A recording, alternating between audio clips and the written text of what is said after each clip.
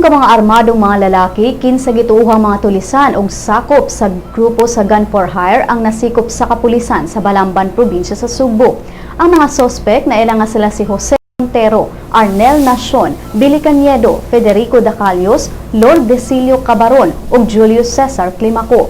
Ang unom nadakpan pasado alas 6 kagabi sa duha ka mga panimalay nga ilang giabangan sa Barangay Arpili sa Balamban. Sigo ni SPO2 Jose Ranielito Villarino sa Balamban Police Station nga usa ka joint operation ang ilang gipahigayon tali sa Toledo City Police ug sakop sa Philippine Army. Gipahigayon ang maong operasyon human usa ka concerned citizen ang nagpahibaw kanila sa presensya sa maong mga armadong lalaki sa dapit. Pag-abot sa mga otoridad sa maong lugar, wala na ning sukol ang mga sospek diin tulo nila ang nasakpang nagpot session. Nakuha sa mga sospek ang nagkalain-laing klase sa armas, mga bala, granada, shabu, paraphernalia ug lain pang mga butang sama sa mga bonnet ug jacket. Dako ang pagtuo sa kapulisan nga ang unom mao'y nagpaluyo sa sunod-sunod nga pagpanulis sa Toledo.